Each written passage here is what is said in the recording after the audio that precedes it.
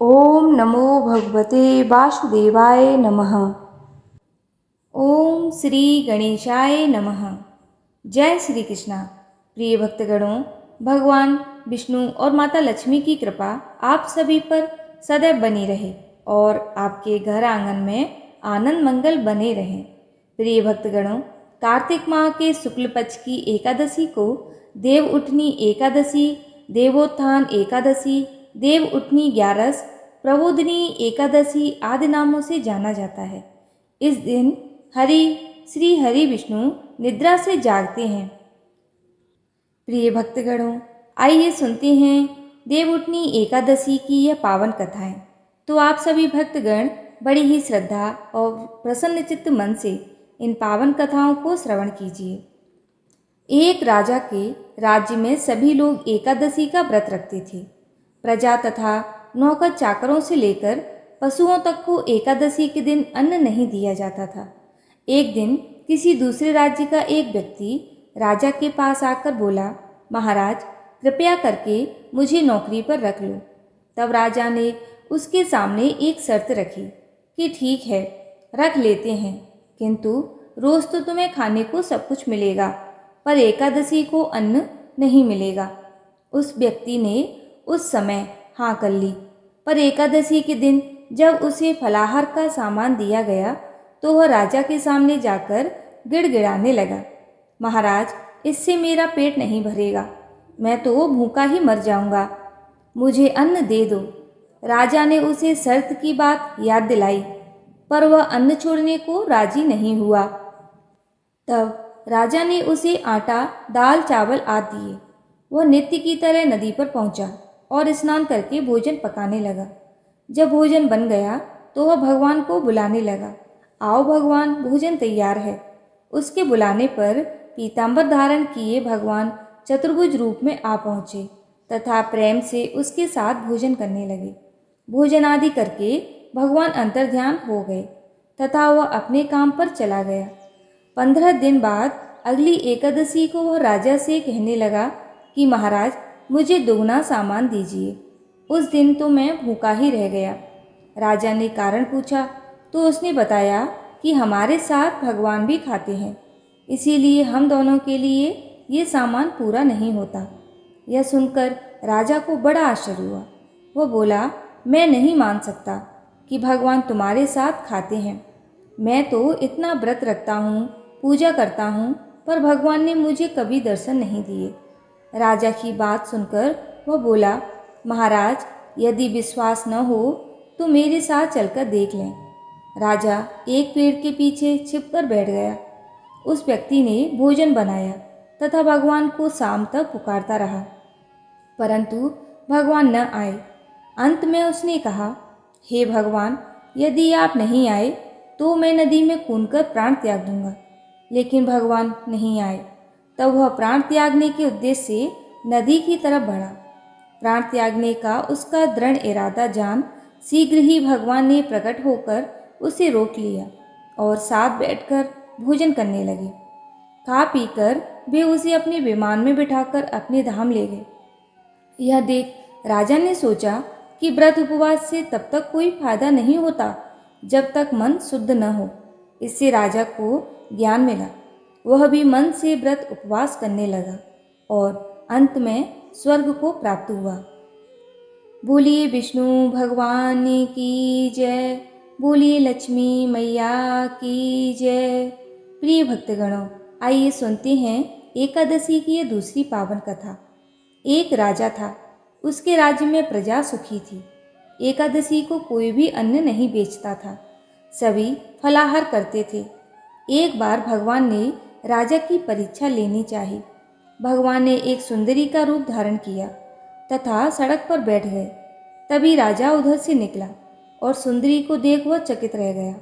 उसने पूछा, हे सुंदरी, तुम कौन हो और इस तरह यहाँ क्यों बैठी हो? तब सुंदर स्त्री बने भगवान बोले, मैं निराश्रिता हूँ। नगर में मेरा कोई जाना पहचाना नहीं है, किससे सहायता मांगूं? राजा उसके रूप में मोहित हो गया। वह बोला, तुम मेरे महल में चलकर मेरी रानी बनकर रहो। सुंदरी बोली, मैं तुम्हारी बात मानूंगी, पर तुम्हें राज्य का अधिकार मुझे सौंपना होगा। राज्य पर मेरा पूर्ण अधिकार होगा। मैं जो भी बनाऊंगी तुम्हें खाना होगा। राजा उसके रूप पर मोहित था, अतः उसने उसकी सभी शर्तें स्वीकार कर लीं। अगले दिन एकादशी थी। रानी ने हुक्म दिया कि बाजारों में अन्य दिनों की तरह अन्न बेचा जाए। उसने घर में मांस मछली आदि पकवाए तथा परोस कर राजा से खाने के लिए कहा। यह देखकर राजा बोला, रानी, आज एकादशी है, मैं तो केवल फलाहार ही करूँगा। तब रानी ने शर्त की याद दिलाई और बोली, या तो खाना खाओ, नहीं तो मैं बड़े राजकुमार का सिर काट लूँगी। राजा ने अपनी स्थिति बड़ी रानी से कही तो बड़ी रानी बोली, महाराज, धर्म न छोड़ें, बड़े राजकुमार का सिर दे दें, पुत्र तो फिर भी मिल जाएगा, पर धर्म नहीं मिलेगा। इसी दौरान बड़ा राजकुमार खेलकर आ गया। माँ की आंखों में आंसू देखकर वह रोने का कारण पूछा तो माँ ने सारी वस्तु स्थिति बता दी। तब वह बोला, मैं सिर देने के लिए तैयार हूँ। पिताजी के धर्म की रक्षा होगी, जरूर होगी। राजा दुखी मन से राजकुमार का सिर देने को तैयार हुआ तो रानी के रूप में भगवान विष्णु ने प्रकट होकर असली बात बताई। राजन, तुम इस कठिन परीक्षा में पास हुए। भगवान ने प्रसन्न मन से राजा से वर मांगने को कहा तो राजा बोला, आपका दिया हुआ सब कुछ है, हमारा उद्धार करें। उसी समय वहाँ एक विमान उतरा। राजा ने अपना राज्य पुत्र को सौंप दिया और विमान में बैठकर परमधाम को चला गया। बोलिए विष्णु भगवान की जय, बोलिए लक्ष्मी मैया की जय। प्रिय भक्तगणों, आइए सुनते हैं एकादशी की एक और प्रमुख कथा। यह कथा शंखासुर नामक राक्षस की है। शंखासुर ने तीनों लोकों में बहुत ही उत्पात मचाया हुआ था। तब सभी देवताओं के आग्रह करने पर भगवान विष्णु ने उस राक्षस से युद्ध किया और यह युद्ध कई वर्षों तक चला। युद्ध में वह असुर मारा गया और इसके बाद भगवान विष्णु विश्राम करने चले गए। कार्तिक शुक्ल एकादशी के दिन भगवान विष्णु की निद्रा टूटी थी और सभी देवताओं ने भगवान विष्णु की पूजा की थी। शिव महापुराण के अनुसार पौराणिक समय में दैत्यों का राजा दंभ हुआ करता था। वह बहुत बड़ा विष्णु भक्त था। कई सालों तक उसके यहाँ संतान नहीं होने के कारण उसने शुक्राचार्य को अपना गुरु बनाकर उनसे श्री कृष्ण मंत्र प्राप्त किया। यह मंत्र प्राप्त करके उसने पुष्कर सरोवर में घोर तपस्या की। भगवान विष्णु उसकी तपस्या से प्रसन्न हुए और उसे संतान प्राप्ति का वरदान दे दिया। भगवान विष्णु के वरदान से राजा दंभ के यहाँ एक पुत्र ने जन्म लिया। इस पुत्र का नाम शंखचूड़ रखा गया। बड़ा होकर शंखचूड़ ने ब्रह्मा जी को प्रसन्न करने के लिए पुष्कर में घोर तपस्या की। उसकी तपस्या से प्रसन्न होकर ब्रह्मा जी ने उसे वरदान मांगने को कहा। तब शंखचूड़ ने वरदान मांगा कि वह हमेशा अजर अमर रहे, वह कोई देवता उसे मार नहीं पाए। ब्रह्मा जी ने उसे यह वरदान दे दिया और कहा कि बद्री बन जाकर धर्मध्वज की पुत्री तुलसी जो तपस्या कर रही हैं उससे विवाह कर लें। शंखचूड़ ने वैसा ही किया और तुलसी के साथ विवाह के बाद सुखपूर्वक रहने लगा। उसने अपने बल से देवताओं, असुरों, दानवों, राक्षसों, गंधर्वों, नारगों, किन्नरों, मनुष्यों तथा त्रिलोकी के सभी प्राणियों पर विजय प्राप्त कर ली। वह भगवान श्री कृष्ण का परम भक्त था। शंखचूड़ के अत्याचारों से सभी देवता परेशान होकर ब्रह्मा जी के पास गए और ब्रह्मा जी उन्हें भगवान विष्णु के पास ले गए। भगवान विष्णु ने कहा कि शंखचूड़ की मृत्यु भगवान शिव के त्रिशूल से ही होगी, अतः आप उनके पास जाएं। भगवान शिव ने चित्ररथ नामक गण को अपना दूत बनाकर शंखचूड़ के पास भेजा।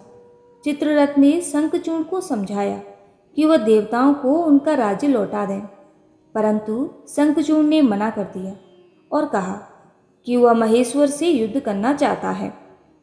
भगवान शिव को जब यह बात पता चली तो वे युद्ध के लिए अपनी सेना लेकर निकल पड़े। इस तरह देवता और दानवों में घमासान युद्ध हुआ, परंतु ब्रह्मा जी के वरदान के कारण शंखचूर्ण को देवता नहीं हरा पाए। भगवान शिव ने शंखचूर्ण का वध करने के लिए जैसे ही अपना त्रिशूल उठाया, तभी आकाशवाणी हुई कि जब तक शंखचूर्ण के हाथ में श्री हरि का कवच है और इसकी पत्नी का सतीत्व अखंडित है, तब तक इसका वध असंभव है।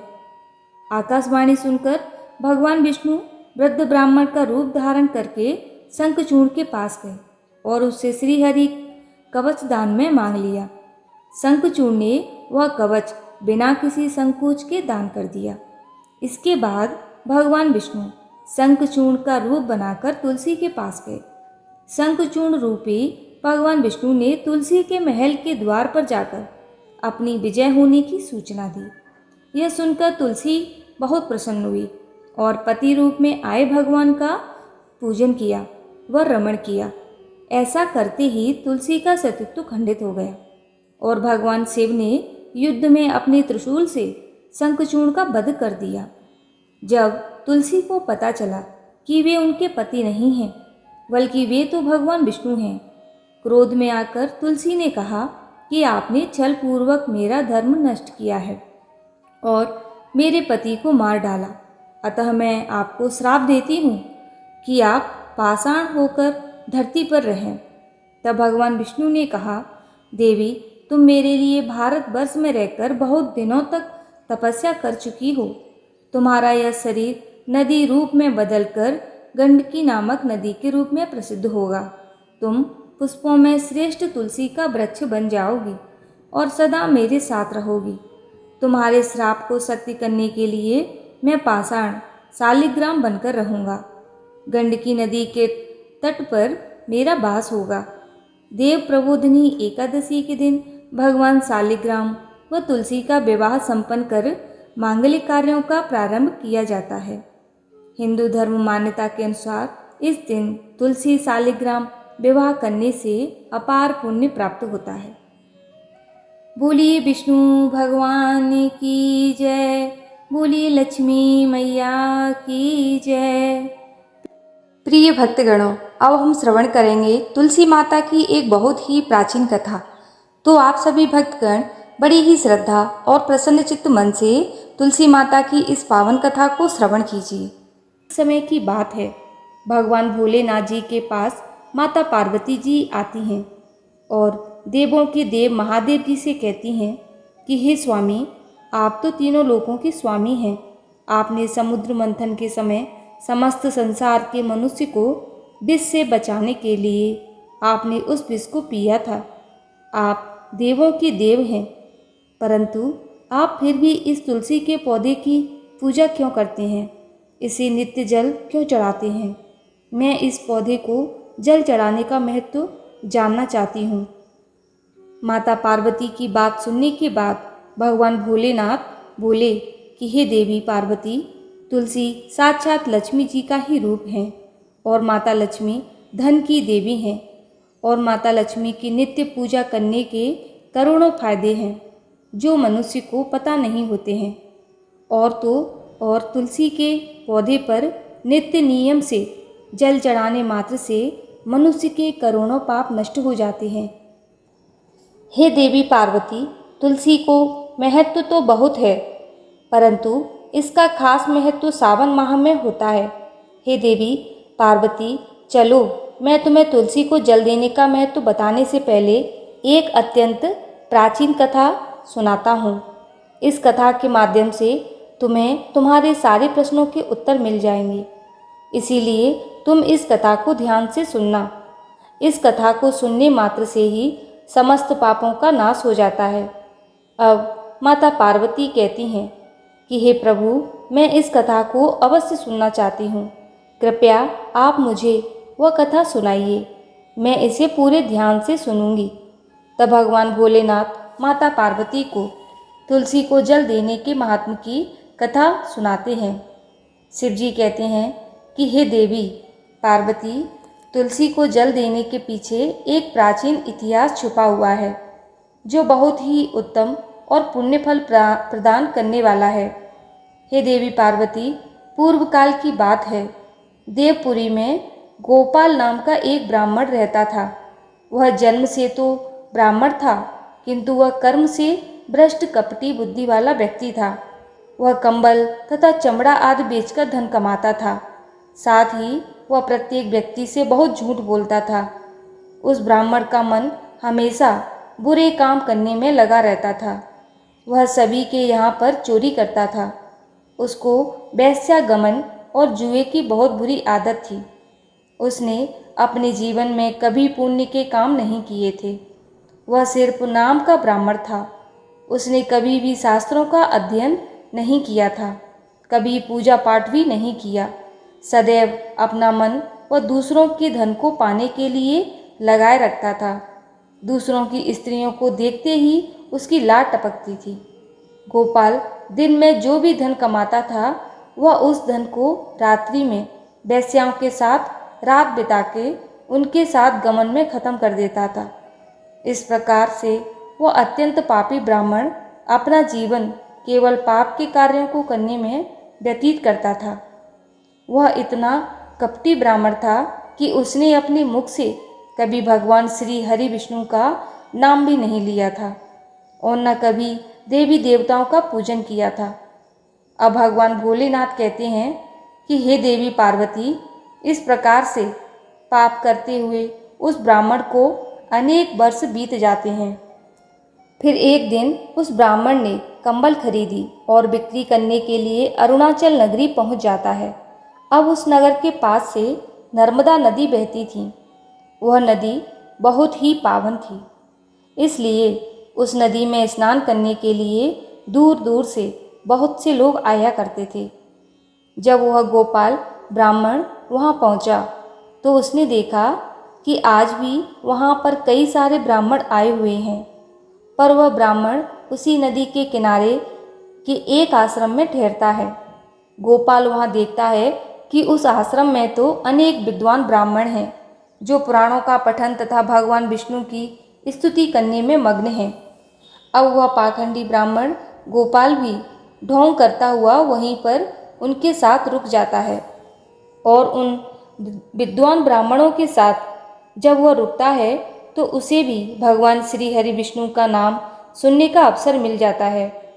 क्योंकि उस ब्राह्मण को बिक्री करनी थी तो वह वहीं पर कुछ दिन रुक जाता है। अब वह वहाँ पर जब रुकता है तो देखता है कि वहाँ पर आए हुए लोगों ने गायों का पूजन करके ब्राह्मण को भोजन कराया। तो उस पापी ब्राह्मण ने भी उन सभी के साथ बैठकर भोजन किया और भगवान का प्रसाद भी ग्रहण किया। भगवान भोलेनाथ कहते हैं कि हे देवी पार्वती, वहीं पर उस आश्रम में एक तुलसी का पौधा था। सबको देखकर वह पाखंडी ब्राह्मण भी जाने अनजाने में ही उस तुलसी के पौधे में जल डालने जाने लगा था।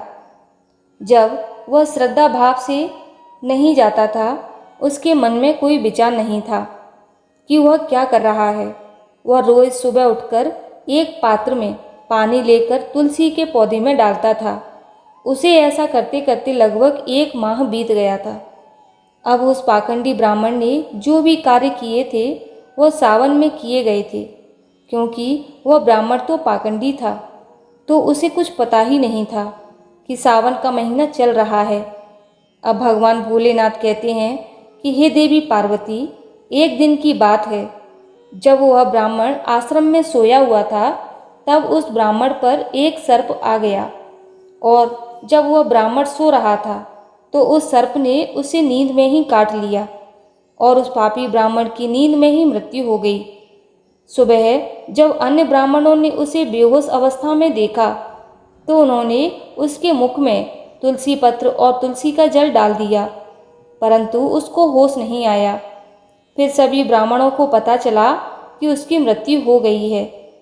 उस पापी ब्राह्मण की मृत्यु के बाद उसकी आत्मा को लेने के लिए उस स्थान पर यम के 2 दूत प्रकट हुए और उसे पकड़कर यमलोक को ले जाने लगे। जब वह यम के दूत रास्ते में ब्राह्मण को ले जा रहे थे, तब वह पापी ब्राह्मण विलाप करने लगा और यमदूतों से कहने लगा कि हे यमदूतों, मुझे आप कहाँ ले जा रहे हो? मेरी मृत्यु किस कारण से हुई है? मैंने कौन सा पाप किया है? तब यमदूतों ने कहा अरे पापी दुष्ट, तूने जन्म से लेकर मृत्यु तक बहुत ही पाप किए हैं। तेरे पापों के कारण ही जब तू सो रहा था तभी एक काले सर्प ने तुझे काट लिया और तेरी मृत्यु हो गई।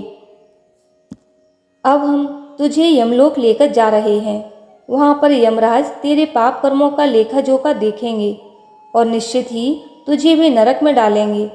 उन यमदूतों की बात सुनकर वह ब्राह्मण जोर जोर से विलाप करने लगा और उन यमदूतों से क्षमा याचना करने लगा, किंतु यम के दूतों को उस पर जरा भी दया नहीं आई, क्योंकि वे मृत्यु के देवता भी देवता की आज्ञा का पालन कर रहे थे और वे उसे पीटते हुए यमलोक लेकर गए।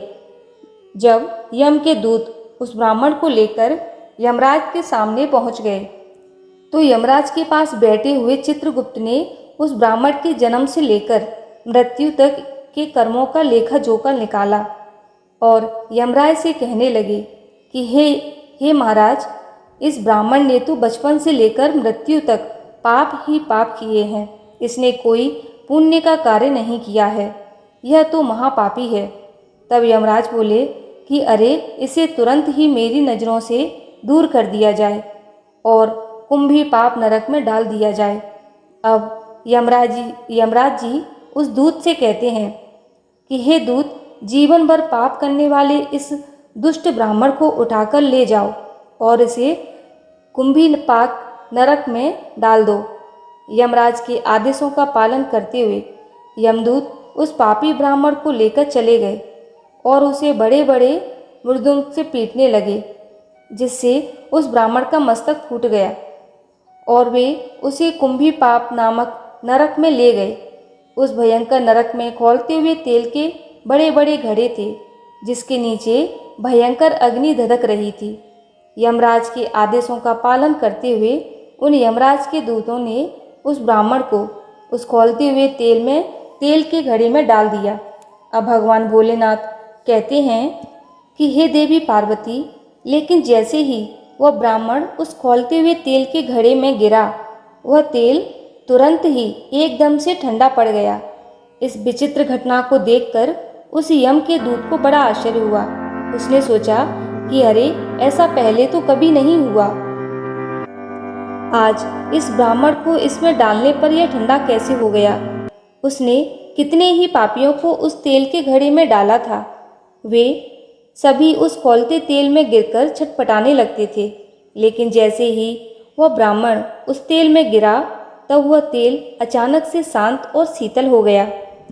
इस आश्चर्यजनक घटना को देखते ही वह यमदूत तीव्र गति से दौड़ता हुआ सीधा यमराज जी के पास जा पहुंचा। तब उस दूत को इतना घबराया हुआ देखकर यमराज ने पूछा कि हे दूत, क्या बात है? आखिर तुम इतनी तीव्र गति से दौड़ते हुए क्यों आ रहे हो? फिर वह दूत कहता है कि हे यमराज, आपने जिस ब्राह्मण को कुंभी पाक नरक में डालने के लिए कहा था, हमने वैसा ही किया और जैसे ही हमने उसे कुंभी पाक नरक में डाला, तब नरक की अग्नि बुझ गई और वह खौलता हुआ तेल भी बिल्कुल ठंडा हो गया। अब यमराज जी कहते हैं, हे दूत, यह तो बड़ी ही विचित्र घटना है। ऐसा तो पहले कभी नहीं हुआ। अब यमराज भी अपने मन में विचार कर रहे थे, तभी उस स्थान पर देवर्षि नारद जी पधारते हैं। देवर्षि नारद को देखकर यमराज अत्यंत प्रसन्न होते हैं और उन्हें प्रणाम करके उनका स्वागत करते हैं। फिर यमराज नारद जी से कहते हैं कि हे देवर्षि नारद, आप उचित समय पर आए हैं।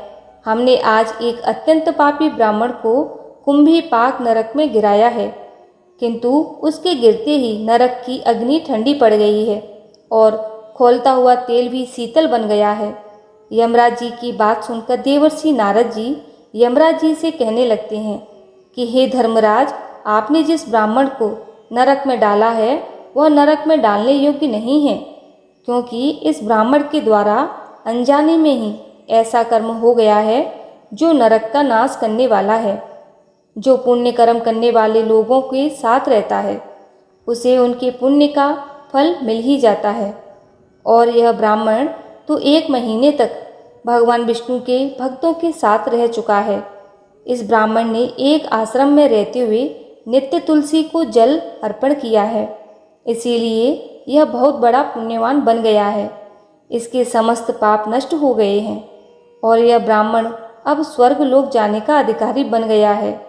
इस ब्राह्मण ने अनजाने में ही इतना पुण्य कमाया है जो जन्म जन्मांतर में मनुष्यों को प्राप्त नहीं होता। इसीलिए आप इसे नरक में ना पकाओ। इस ब्राह्मण के पापों के लिए इसे केवल इतना दंड दो, इसे नरक लोक का दर्शन कराओ।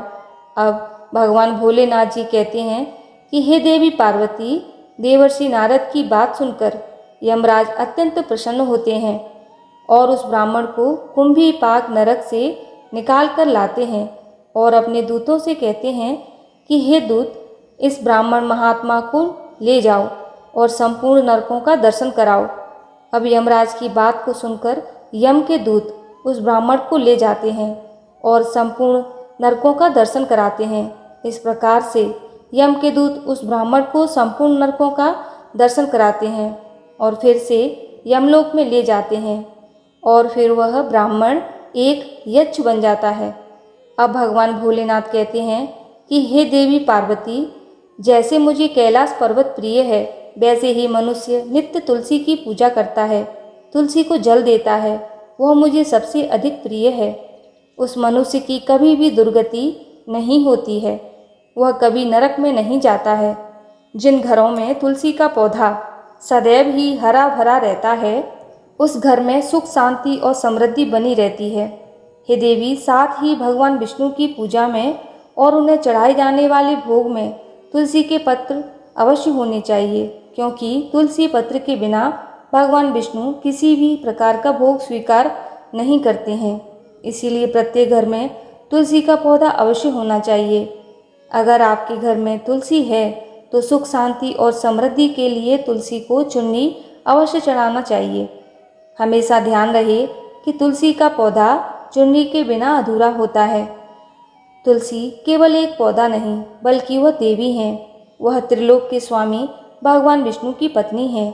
इसीलिए तुलसी को चुनरी अवश्य ही चढ़ाना चाहिए। इससे पति पत्नी में प्रेम और विश्वास बढ़ता है। घर में रहने वाली महिलाएं सदा सुहागिन और सौभाग्यशाली रहती हैं। तुलसी का विवाह भी अवश्य करना चाहिए। इससे मनुष्य के सभी दुखों का अंत होता है और सांसारिक जीवन सुख में बीतता है। तुलसी के पौधों के पास अपने मुख से कभी भी कोई अपशब्द नहीं बोलने चाहिए। तुलसी के पास भूल से भी जूते चप्पल अथवा झाड़ू पोंछा नहीं रखना चाहिए। ऐसे किए जाने वाले कार्यों को शास्त्रों में पाप माना गया है। जहाँ पर तुलसी का पौधा होता है, उस स्थान के आसपास आपको भूलकर भी थूकना नहीं चाहिए। तुलसी के पास जल से भरा हुआ पात्र भी नहीं रखना चाहिए। तुलसी के पौधे के पास दीपक जलाने के बाद दीपक को वहाँ से हटा देना चाहिए, क्योंकि तुलसी के नीचे बुझा हुआ दीपक रखना अशुभ माना जाता है। जिस स्थान पर तुलसी का पौधा होता है, उस स्थान को हमेशा ही स्वच्छ रखना चाहिए। इसीलिए नियमित रूप से तुलसी के पौधे के पास साफ सफाई का ध्यान रखें। तुलसी के पौधे में शिवलिंग और गणेश जी की प्रतिमा नहीं रखनी चाहिए। साथ ही तुलसी के गमले में अन्य किसी प्रकार का पौधा लगाना, इसे भी अशुभ माना जाता है। तुलसी के पौधे के पास कपड़े भी नहीं सुखाने चाहिए, अन्यथा कपड़ों से गंदा पानी तुलसी के पौधों पर गिर सकता है। ध्यान रहे कि तुलसी के पौधे को नाखून से नहीं तोड़ना चाहिए, इससे तुलसी का अपमान होता है। यदि तुलसी के पत्ते सूख कर गिर जाते हैं तो उन्हें कचरे में नहीं फेंकना चाहिए। उन पत्तों को तुलसी की मिट्टी में ही दबा देना चाहिए और रविवार के दिन तुलसी के पत्ते नहीं तोड़ने चाहिए और ना ही रविवार को तुलसी को जल चढ़ाना चाहिए। बाकी अन्य दिन नित्य तुलसी को सुबह जल देना चाहिए और शाम के समय एक दीपक जलाना चाहिए। अक्सर महिलाएं स्नान के बाद अपने बाल खुले रखकर ही तुलसी को जल देती हैं। ऐसा करना भी पाप माना जाता है। महिलाओं को इस बात का हमेशा ध्यान रखना चाहिए। महिलाओं को हमेशा ही अपने बाल बांधकर माथे पर सिंदूर लगाकर ही तुलसी में जल चढ़ाना चाहिए। इससे उस स्त्री को तुलसी माँ का आशीर्वाद प्राप्त होता है। घर में तुलसी का पौधा लगाते समय ध्यान रहे कि इसके लिए गंदी मिट्टी का उपयोग नहीं करना चाहिए। तुलसी के पौधे के लिए शमशान की अथवा गंदगी वाले स्थान की मिट्टी का कभी उपयोग नहीं करना चाहिए। इससे तुलसी माँ रूठ जाती हैं और सूखने लगती हैं। तुलसी का पौधा कभी गंदे स्थान पर नहीं लगाना चाहिए, जैसे नाली अथवा बाथरूम के पास। इन स्थानों पर तुलसी का पौधा कभी नहीं लगाना चाहिए, अन्यथा गंदा पानी तुलसी के पौधों में गिर सकता है, जो प्रत्येक मनुष्य के लिए बहुत ही अशुभ माना गया है। घर में तुलसी का पौधा कभी सूखना नहीं चाहिए।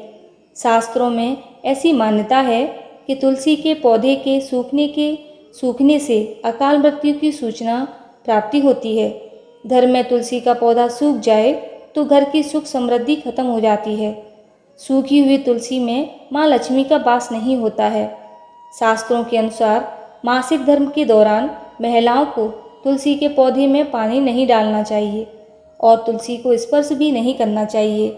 यह उन महिलाओं के लिए वर्जित है। तुलसी को बिना स्नान किए जल नहीं देना चाहिए और पैरों में चप्पल आदि पहनकर भी तुलसी को जल नहीं देना चाहिए। तुलसी को जल देते समय ध्यान रहे कि वह जल आपके पैरों में न पड़े, इससे तुलसी माता का अपमान होता है। अब भगवान भोलेनाथ कहते हैं कि हे देवी पार्वती, तुलसी पर कभी भी झूठा पानी नहीं डालना चाहिए, इससे तुलसी माता रूठ जाती हैं और नित्य तुलसी के दर्शन से मनुष्य को स्वर्ग की प्राप्ति होती है। तुलसी पत्र के सेवन से मनुष्य के सभी पाप नष्ट हो जाते हैं। तुलसी का पौधा हमेशा ही घर के सामने लगाना चाहिए। इसे पूर्व अथवा उत्तर दिशा में लगाने से सबको शुभ संकेत प्राप्त होते हैं। तुलसी के पास मरुस्थलीय पौधे रखना बेहद अशुभ माना जाता है। ऐसे पौधे में नकारात्मकता ऊर्जा निकलती है। शास्त्रों में कहा गया है कि जिन पौधों से हरी भरी कलियों की उत्पत्ति ना हो, उसके स्थान पर कांटे निकलते हों, तो ऐसे पौधों को तुलसी के पास नहीं रखना चाहिए। शास्त्रों में केले के पौधे का विशेष महत्व बताया गया है। अगर तुलसी के पौधे के पास केले का पेड़ लगा देते हैं तो इसका कई गुना अधिक लाभ प्राप्त होता है। केले के पेड़ में भगवान विष्णु का वास होता है। इसे तुलसी के पास लगाने से घर में सुख समृद्धि आती है। तुलसी के पौधे में शालिग्राम अवश्य रखना चाहिए। तुलसी के गमले में शालिग्राम रखने से तुलसी का और भी अधिक शुभ प्रभाव आपको देखने को मिलेगा। शालिग्राम भगवान विष्णु भगवान का निराकार रूप माना जाता है। यह काले रंग का पत्थर होता है जिसे विलक्षण और मूल्यवान माना गया है। इसे अगर तुलसी के गमले में रखते हैं तो आपके घर में संपूर्ण नकारात्मकता ऊर्जा नष्ट हो जाएगी। घर में केवल एक ही शालिग्राम की पूजा करनी चाहिए। पुराणों में कहा गया है, भगवान विष्णु की मूर्ति से बढ़कर शालिग्राम का पूजन करना ज़्यादा उत्तम होता है। शालिग्राम को चंदन लगाने के बाद एक तुलसी का पत्ता रखना चाहिए। प्रतिदिन शालिग्राम को स्नान कराना चाहिए। ऐसा करने से सभी जन्मों के पाप नष्ट हो जाते हैं।